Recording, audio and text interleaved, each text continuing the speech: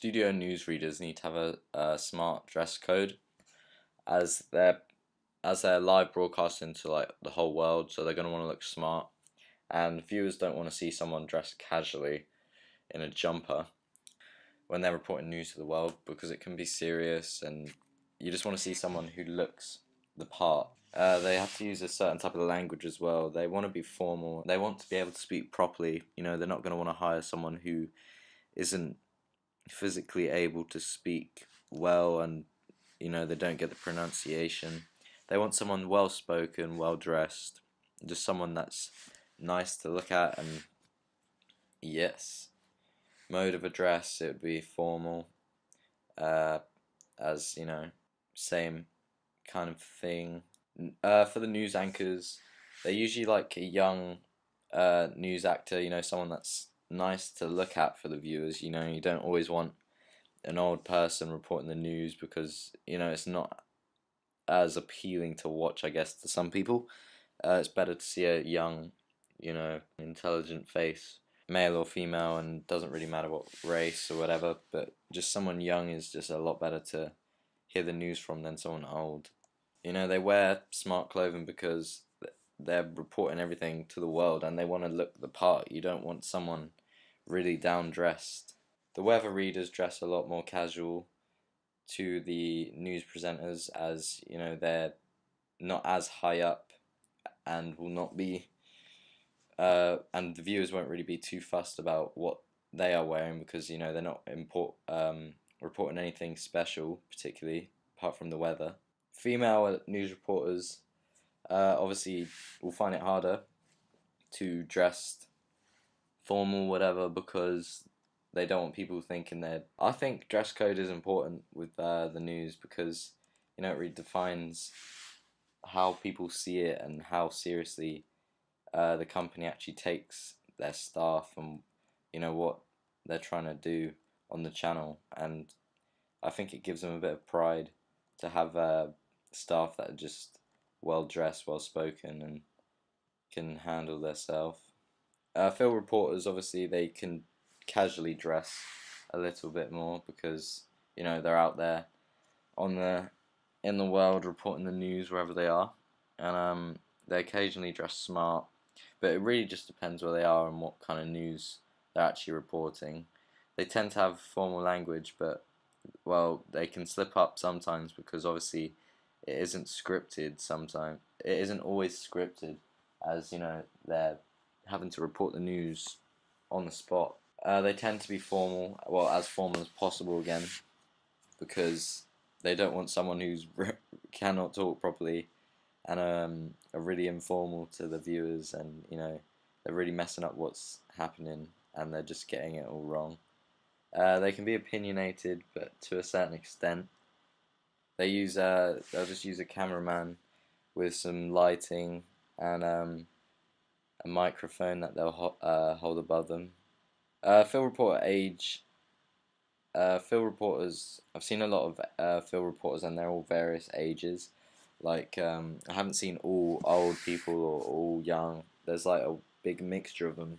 Yeah, I think that's good, because it's nice to see some of the more mature people and younger people getting into the whole news reporting kind of thing.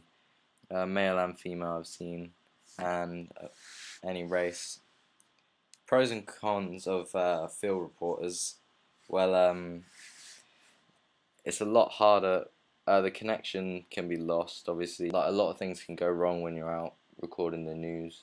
Like, they could be anywhere in the world and they're trying to get it broadcasted onto TV.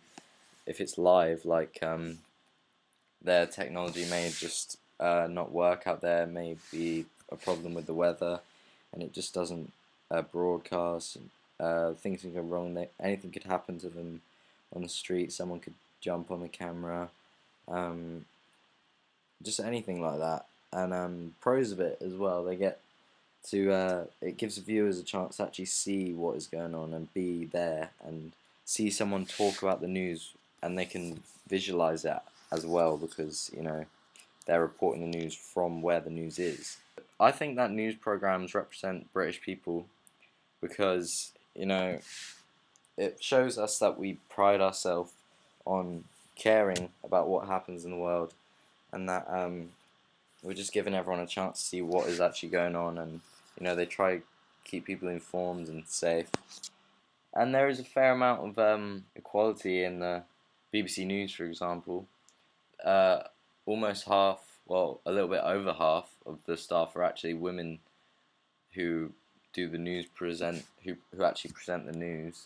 Links to Studio is basically it's basically like a news reporter but without being there. So basically, say you wanted to bring Justin Bieber onto the news channel to interview him about an album, but obviously he can't get there. So you're thinking, oh my God, how are we gonna speak to him?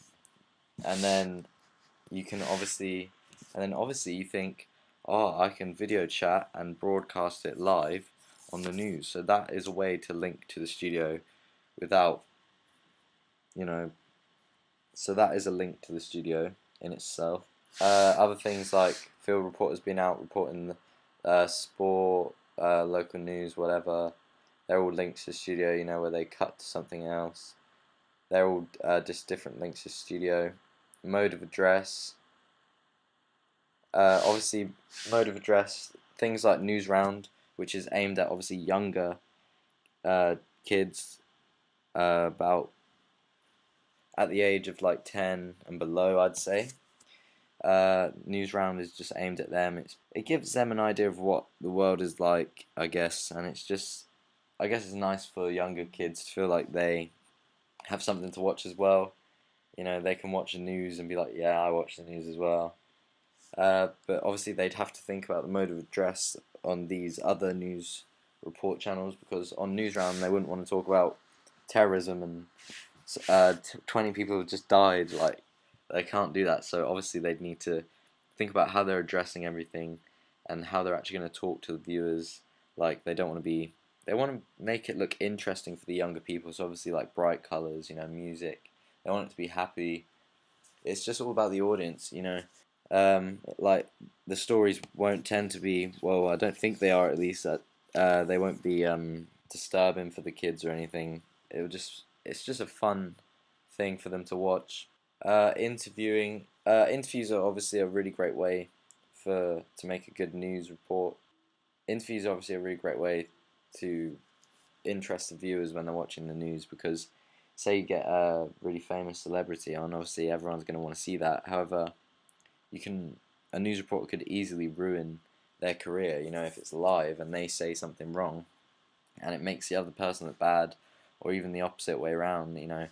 Someone could end up looking bad at the end of it. So you need to be careful when doing interviews, because you could hurt or offend someone, even by what you say. Like, the viewers you may say something that offends someone's like religion, beliefs, whatever.